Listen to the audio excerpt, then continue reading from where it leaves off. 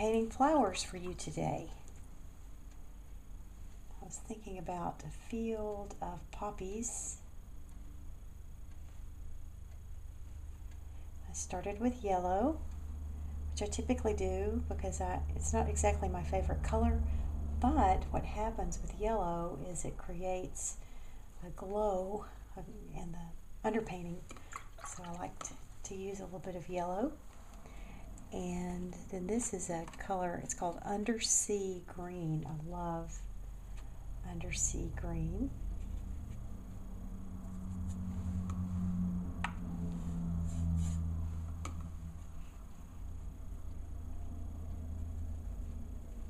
As I touch those together, the green with the red, because they're complementary colors, what happens is it goes to more of a neutral.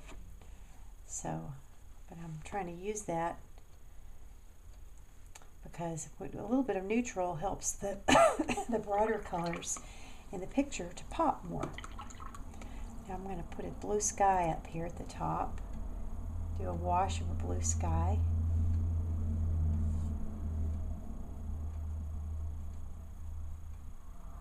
Oh, that's running, but I like the way that runs. Look at that, cool. It's making a different color down there.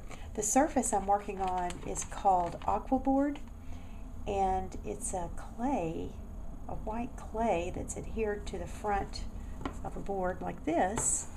It used to be called clay board, but I think they've changed the name to aquabord. It's made by a company called Ampersand. And I really like it because what happens is I can paint with this, and then I can put a sealer on it and a fixative, and once I do that I don't have to put it under glass, and so it frees my watercolors from having to be hidden under glass. Now I'm going to grab a paper towel here and go back and lift off some of these clouds. And as I do that, see what happens? This is just a damp paper towel. And so I'm going to get some clouds going up here. And with aquabord, you can't get totally back to white, but if you rub this enough, you can almost get it back to where it is white. So I'm going to soften up some of these. And then I'm going to go to a little bit of kind of a pink color. It's a hot pink. Add that around here. Just to kind of drop some of this in. And I'm thinking about color. I'm thinking about placement as I'm putting these colors in here. Like right now, I've got sort of 3 bands of color across here. And I like that. I think I'm going to bring this side up a little bit, and then this one down, just to mix it up a little bit so it's not 3 stripes across the page, but that it comes across at a bit of an angle. And I'm going to use some purple here, and we're going to put something tall, kind of a tall flower in here, because this is a flower garden. And we want to have some height in here. And I kind of dance. I dance with my paintbrush. I kind of stay up on the tiptoe, on the very end of it. This is the, like the toe and the heel, or the tip and the heel. And when you say heel, if you think of it like this, you see how the brush, like that, it looks like a foot. So that's the heel. So I'm going to get some more of that. Ooh, I like that color. Get some more of that purple happening there. Maybe bring some to the foreground over here, just to mix it up and have both colors on each side of the painting. So it's repeated. That repetition is very powerful. We learn more when things are repeated. At least I do. The older I get, the more I have to have things repeated. But I have the purple in more of the foreground over here, and then more in the background over here on this side of the painting. So it's in both places, but kind of mixes it up just a little bit. And maybe I'll take a touch of the blue. And just put some of the blue down here. Now that's the blue that I started with in the sky. It's a cerulean blue that I really love. And, look at that. I'm liking this. I really like this. Here's more of a orange yellow with a bit more of an orange to it.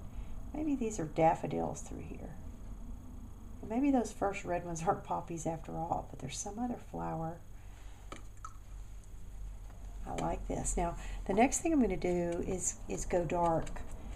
I've done very light and midtones to begin with, and so I want to use some darks to bring out some shapes here in the foreground. Like maybe there are some leaves, some large leaves that are in the foreground here, and so I'm going to use the dark to make the light stand forward. You know, dark colors recede. It's like they move to the back, and if I can use some darks, dance some darks around here, then what happens is that allows the lights to pop forward. Now I'm going to move to my larger round brush. Love this brush. This is Goliath, a 36-inch round by a company called, it's Robert Simmons is the maker of that brush. I love my Goliath brush.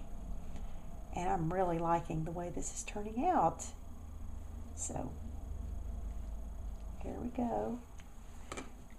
So it's a bit of an abstract piece, but I like the dancing of the colors across the page.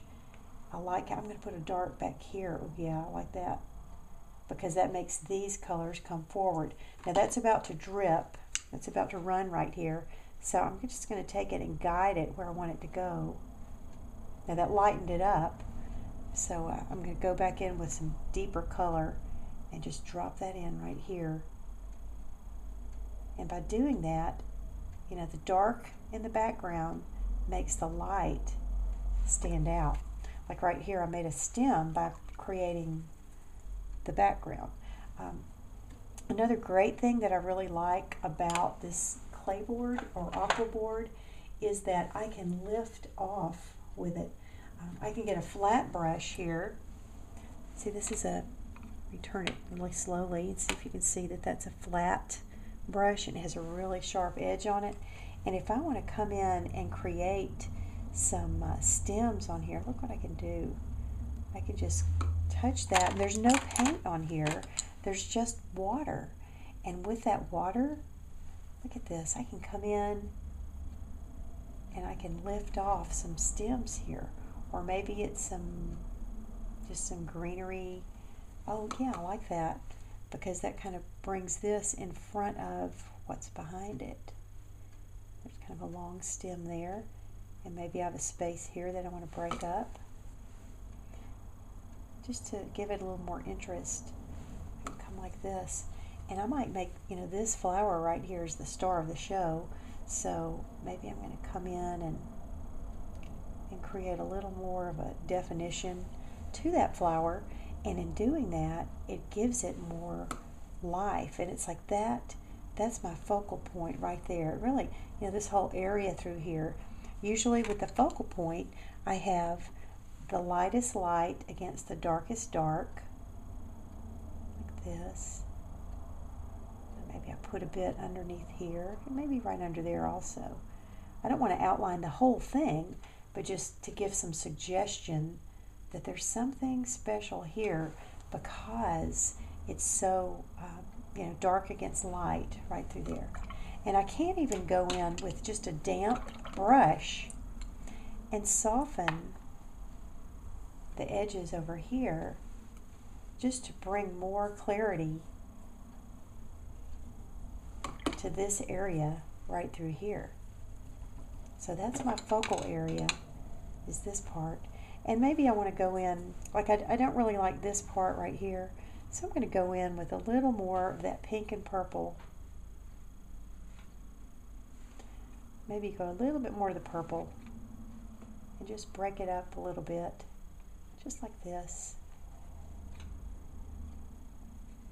It's a little dark, but it is in the foreground. And that way, I now have made a little scene of some flowers. Somebody's flower garden there. Could it be yours? And so that's my painting of the day.